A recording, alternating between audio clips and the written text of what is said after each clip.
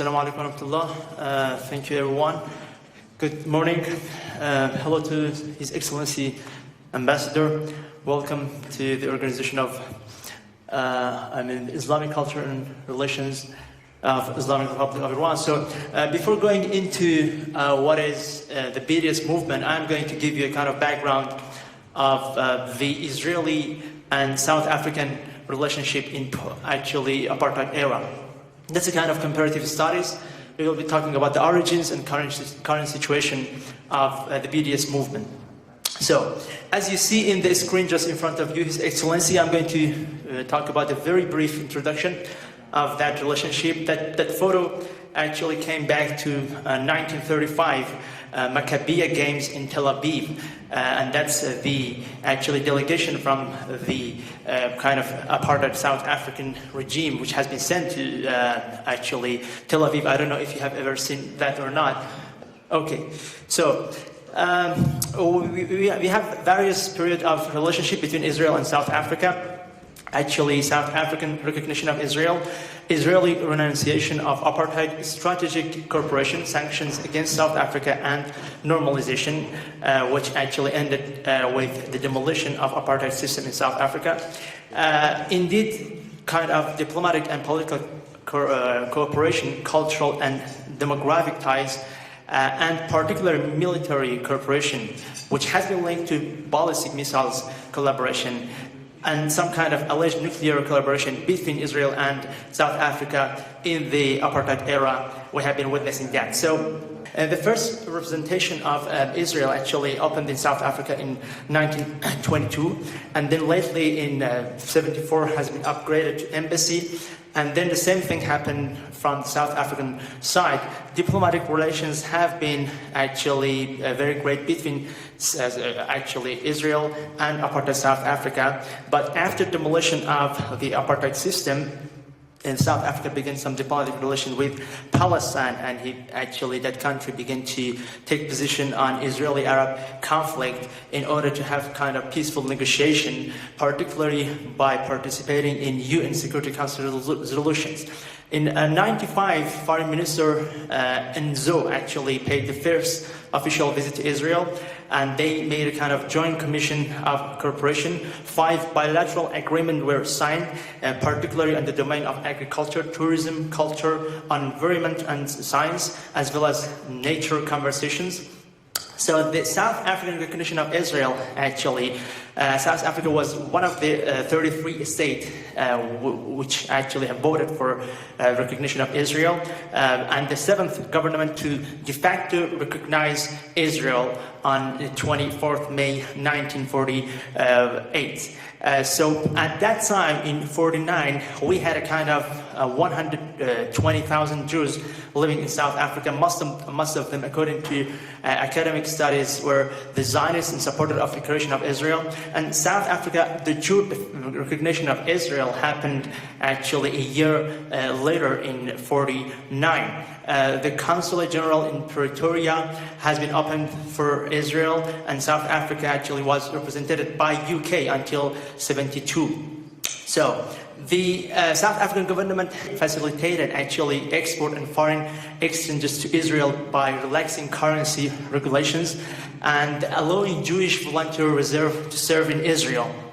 In late 48, South Africa have approved actually 1.2 million shipment of goods to Israel. In 51, Israeli foreign minister visited South Africa. And then in 53, the actually South African Prime Minister, as the first Commonwealth authority, visited Israel officially. In 58, the Prime Minister Verwoerd assured actually the Jewish community of South Africa that we will have a kind of very friendly policies toward Israel. In 59, he was South African Prime Minister publicly thanked by the visiting member of Knesset, and then in a kind of statistically annual flows are found to Israel from South Africa, estimated at that time to $700,000 US. And South African Jews sent more than approximately $20 million to Israel from actually 1951 to 1961. In May 49, the same week of Israeli accession to the UN, Israel did stand against apartheid regime. So you see how Israel is hypocrite. I mean, they have been supporting the apartheid regime before the creation of Israel, and once actually things became official. So, and then while the UN General Assembly had a series of debates about the South African apartheid regime, a very famous diplomat, Michael Comey, had a very famous internal memos in which he talks about it. And during 50s, according to legal historian Ghashghavi, Israeli positions were considerably more progressive than those of many Western powers. During 60s, Israel African apartheid at the UN. On October 61, Israel, alongside with Netherlands, they have been the only two kind of Western states voted in the UN to censor South African Foreign Minister Eric Louw's speech to defend apartheid. And South African Prime Minister, an architect of apartheid policy, he said, he has a very famous quote: "They look Israel away from the Arabs after the Arabs lived there for 1,000 years. In that, I agree with them. Israel, like South Africa, is an apartheid state."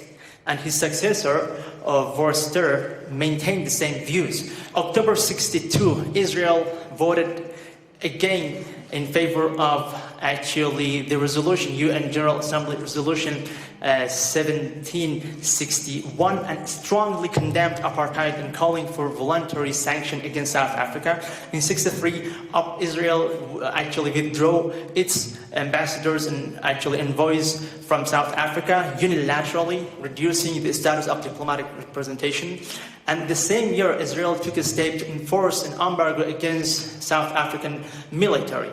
In October 67, Israel and majority of UN member states which voted in favor of a resolution terminating South Africa mandate over Southwest Africa.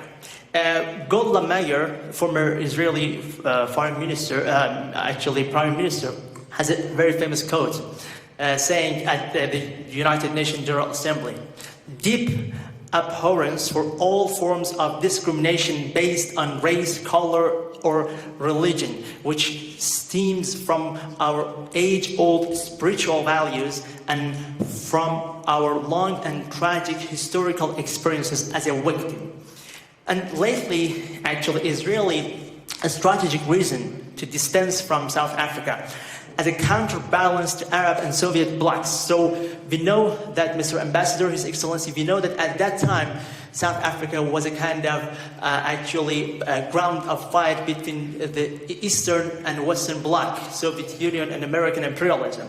And it kept closer ties with black African states, Israel, which were a kind of anti-South African and gaining political independence, these black African countries. And Israel had that fear of anti-Semitic backlash. South African Jewish board have been actually in a great touch with Israeli authority.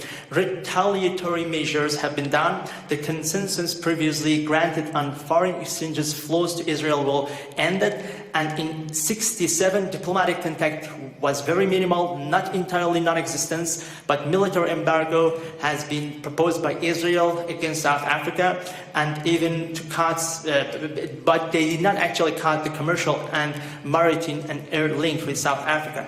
Israeli export to South Africa amounted at that year in 67 to almost $4 million, while South African export to Israel were almost $3.3 million. And despite the claim of Israel to hold diplomatic ties with Black Africa, it represented only a small fraction of each country's total trade. So South Africa at the time became Israel's largest trading partner in Africa. And then in 67, Israeli victory in 60 war against Arab and the occupation of Sinai and the West Bank somehow made it a kind of non-friend state to other black African and one-third world, as they have been calling at that time. They have been in a kind of nationalistic and independent and Pan-Africanist movement in these black African countries, and they begin to see Israel as a kind of colonial state. So Israel was admired by part of South African population, as well as the political and military leadership.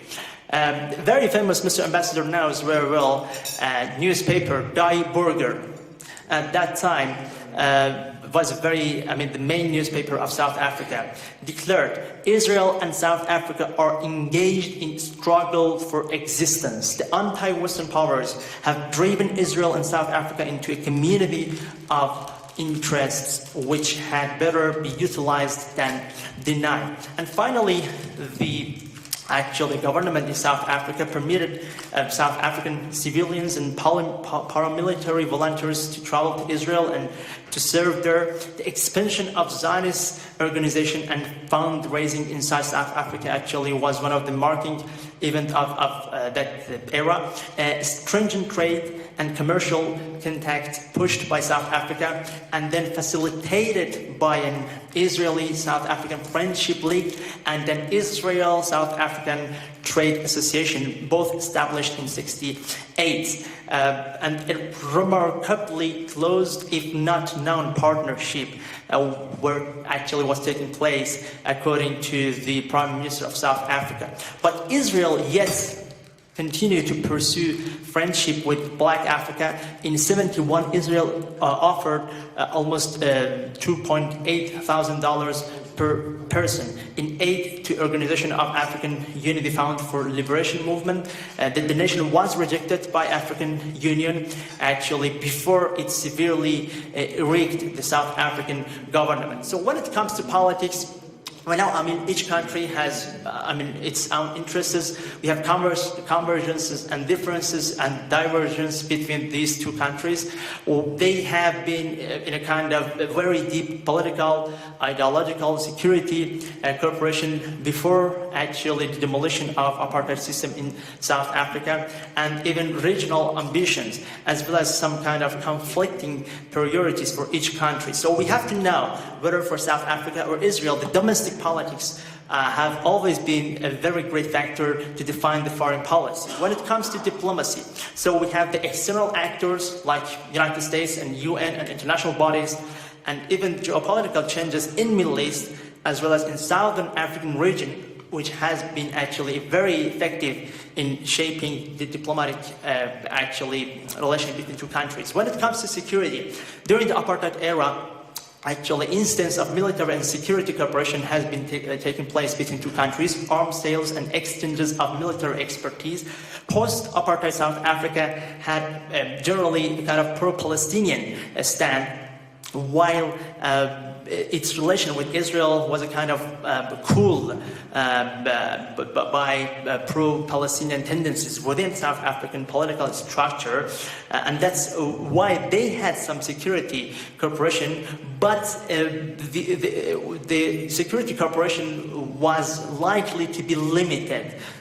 While we are talking about involving political and strategic consideration between two countries. So I'm going to go to the chapter on apartheid regime. So when it comes to apartheid, considerable article, scholarly article, and actually geopolitical articles have been written on the relationship between two states. When we are talking about apartheid, we think directly about Israel. We have some similarities, differences, resistance movement in two countries, multi-faced actually dynamics between two countries, and security, political, and diplomatic ties. The main argument on apartheid is the closest illustration of South African apartheid in 21st century is nothing but the Zionist entity. So we have to take into consideration that when we are talking about His Excellency Ambassador and other friends and colleagues, when we are talking about international relations, we don't actually take in consideration the importance of such a rogue regime in political sciences and IR, international relations, as a kind of very important sociological phenomenon.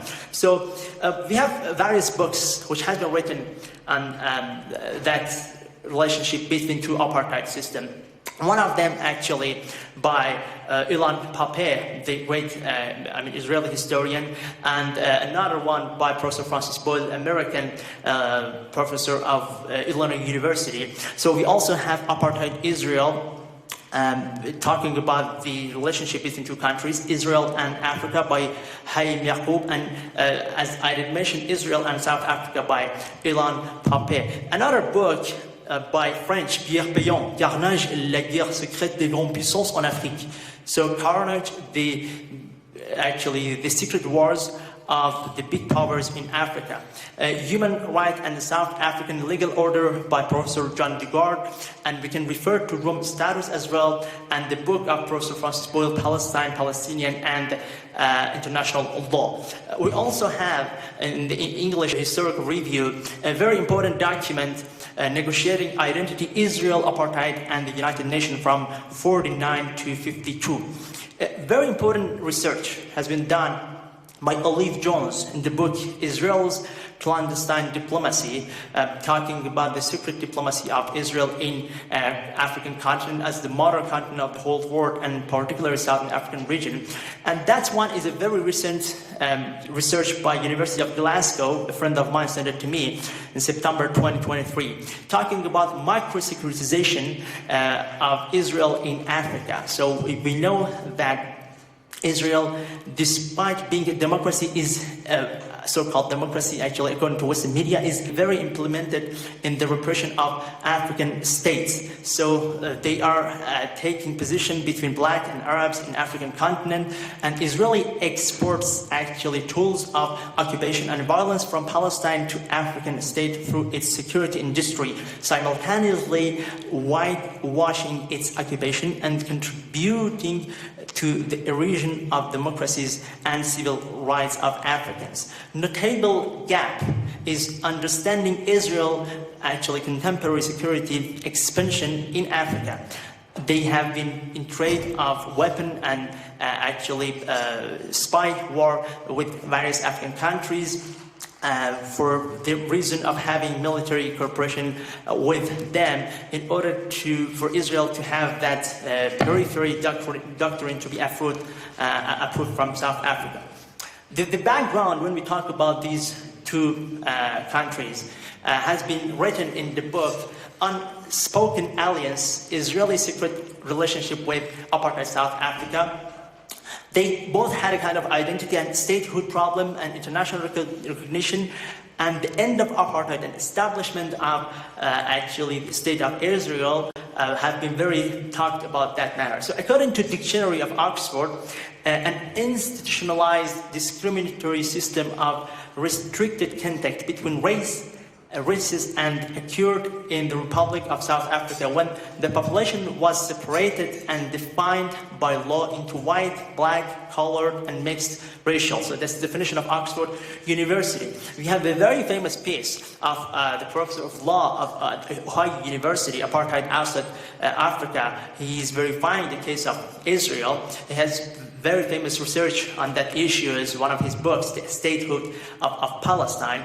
And the UN General Assembly resolution in 17, the number of that resolution is 1761. It has been passed on November 1962. They have been defining the racist policies of apartheid in South Africa to be condemned. Another kind of resolution, that's a convention, UN International Convention on Suppression and Punishment of the Crime of Apartheid. They have been defining apartheid as a crime based on international law. So when it comes to the topic we are going to actually open about the anti-apartheid movement. So anti-apartheid movement actually took place at the end of the 1950s. So various anti-war figures have been very effective to form anti-apartheid movement, but we have developed Pillai, economist and founding member, Luthili, South African anti-apartheid activist and traditional leader, and then we have Nyerere, the Tanzanian anti-colonial activist and political theorist. So he has a very famous quotation.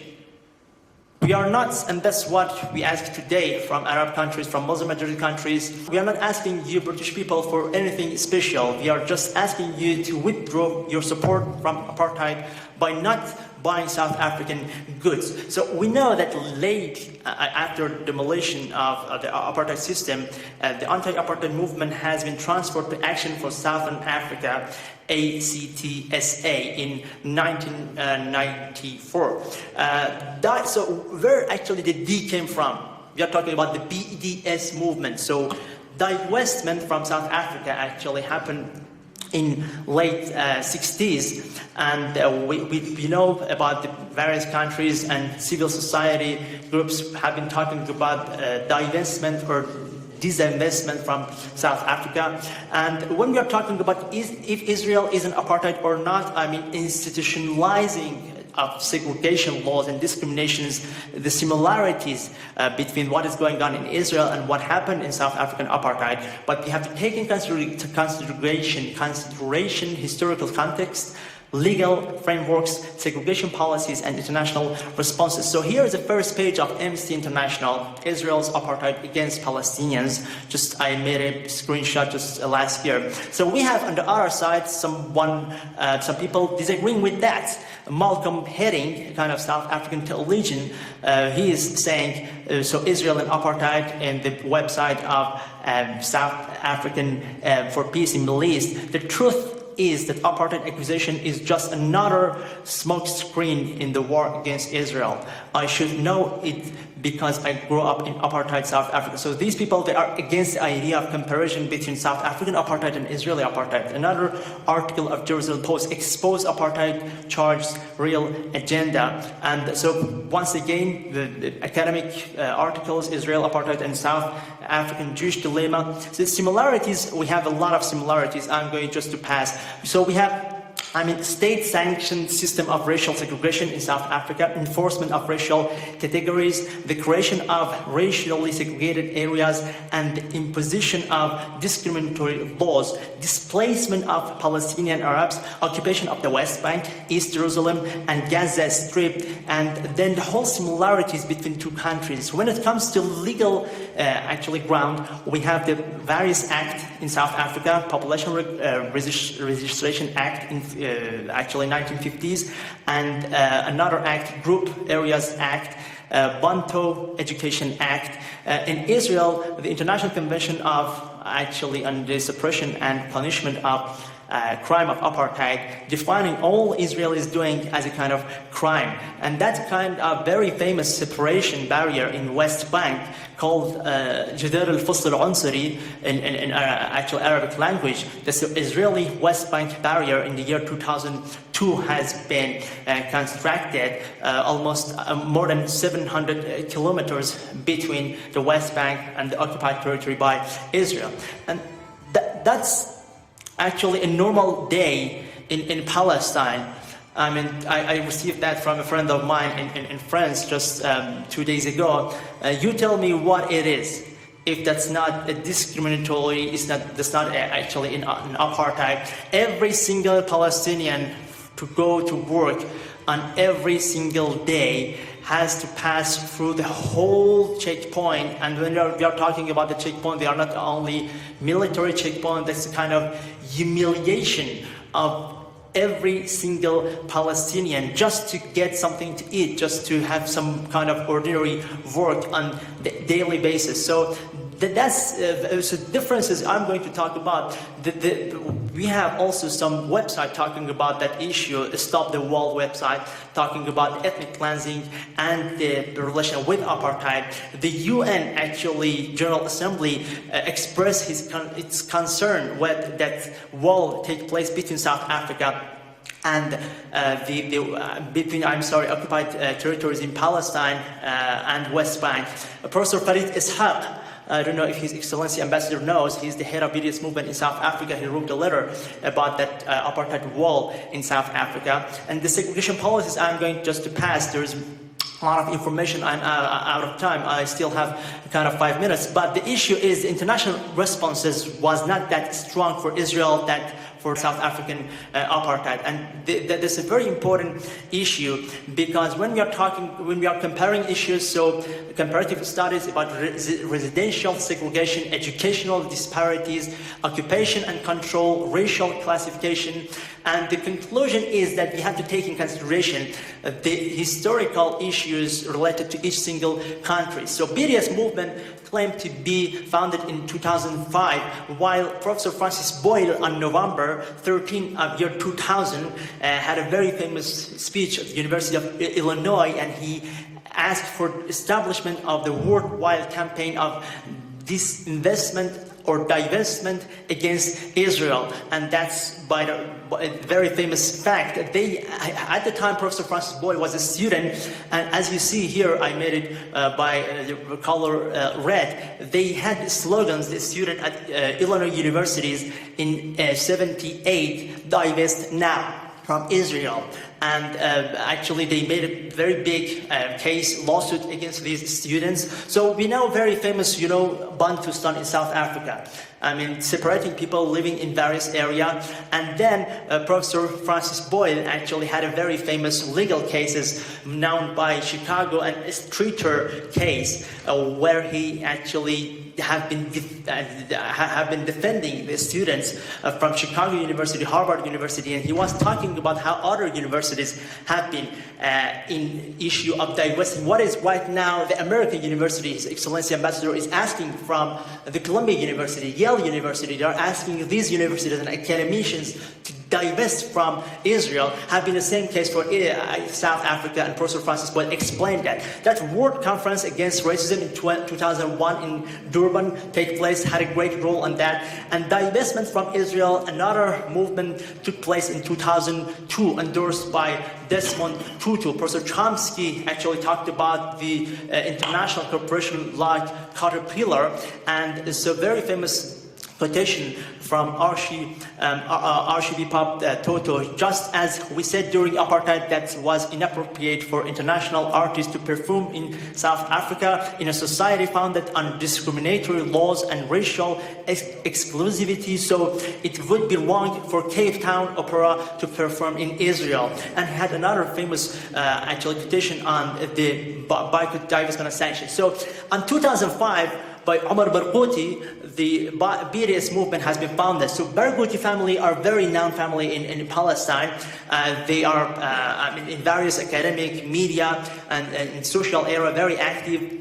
So what they are doing, so they are by the help of other organizations like that Islamic Human Rights Commission of our friend Masoud Shajari in London, they are recognizing, actually identifying the code bar of Israeli product. And they are actually promoting that in order for the customer not to buy it. And that's very effective. As you see here, the boycott of Israel, some of them actually begin with that number. And it was very, various, just I'm going to pass by it. Articles have been written about the pressure of that. Just an example very shortly, the Roger Williams University Law Review talked about that pressure. But we have that very famous Israeli discount bank. BDS movement was very effective in order to convince some of the British bank in order to get and divest their investment from Israel. The issue of academic, actually we have the academic boycott of Israel as well. Here is a very famous debate between Professor Alan Dershowitz and Peter Tischel at the University of Oxford. And then just the differences, if I can resume in 1 minute, is at that time we had no social media. So we know that internet, the whole cyberspace had been created in 1969, but the social media that we have today, which kind of enabled us to show the whole world what is going on in Israel, was not at that time. And even today, the impact of traditional media, national televisions, are less than what it has been. And that's why.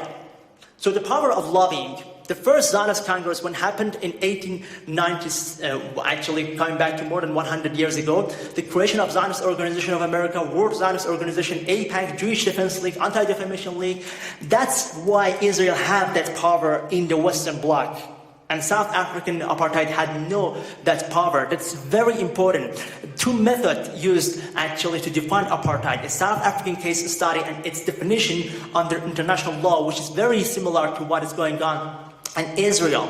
Once again, about the, we had a very famous quotation from President Ramaphosa: South Africa is appealed by cruel tragedy that is underway in Gaza. So we know that a kind of questionable stand within the African Union has been made by Israel. So we have here you see that's a kind of pro-Israeli actually rally in coming back to maybe 10 years ago in Cape Town. And we have to know that the Jewish poverty, they are actually powerful in South Africa. We have to know they are in economy, they are in jobs, so we cannot deny that power. But on the other side, we had great support from the people and even South African politicians for Palestinian issues. That's one very recent one after October 7th, when South African people have been rallying for the Palestinian people. And that BDS movement in South Africa, talking about the investment of South Africa in the water issues related to Israel. Once again, a photo of BDS movement in South Africa, and a very strong position after what we have seen in October 7th from various authorities in South Africa. And thank you for your attention. Oh, I'm done. 30 minutes. That's 2 hours information, so